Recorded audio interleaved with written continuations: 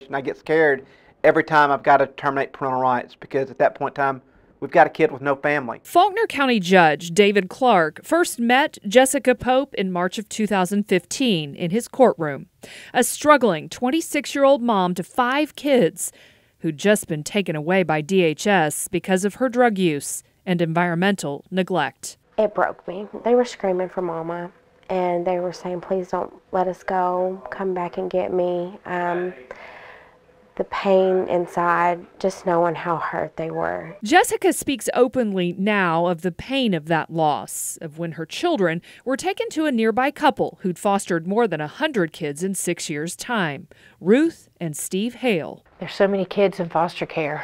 The foster care system's so overloaded. Judge Clark ordered Jessica to get off the drugs and improve her home life. I wanted my kids, but maybe the drugs were clouding my judgment. But it was proving difficult. I was using the drug to hide my pain, and as long as I could get high, then I wouldn't hurt. I wouldn't feel the pain that knowing that my kids are feeling more pain than anything. 2 years passed, and the Hales fostered Jessica's 5 children. As a mother, not being able to protect your children, that's your #1 job.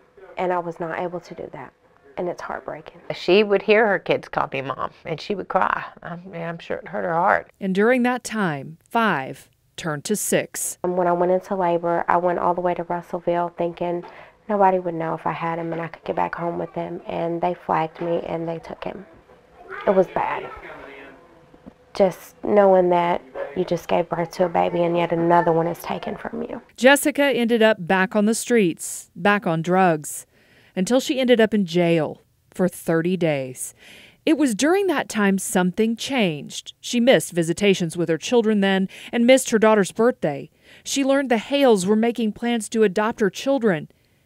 It was during that time she quit using drugs, and once out, she made a choice. I found a job, I found housing, I found a vehicle, and that's where I'm at now. The Hales noticed and started helping her. And Judge Clark gave her extra time. And she was putting forth some effort. And I thought it was important just to keep working on that, despite the fact that some people wanted to try to do something different at that point in time. I don't know what made him give me that extra time. I thank God for it, because I might not have my kids right now because I did need that extra time. In August 2017, her kids returned home, including a 7th baby, Carson. And that's where they are today. DHS monitored for several months, but ultimately closed her case in December. They're where they need to be. They are with their mom, and they're thriving, and they're happy. She has really gone above what she needed to do, and you see so many parents that just don't do it. The community has supported her too, and the Hales gifted and surprised her with a 12-passenger van to make transporting her children a little easier. If I can do it, anyone can do it. I was at my lowest, and I'm not better than no one else in no way. And them kids mean the world. We've grown to love her as a daughter, but her children, we love like they're ours. I'm just so proud of her. I think she looked inside herself. I think she finally took a stance, and she looked at this hand and said, you know what, I can have my kids in this hand, or I can have this messed up life in this hand. She had to make a decision which hand was more important. She chose her children.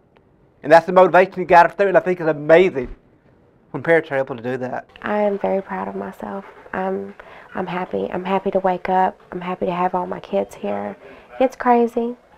It's overwhelming sometimes, but I thank God for it every day. She proved us all wrong, made us all eat crow, and it was the greatest meal we've ever had, I think.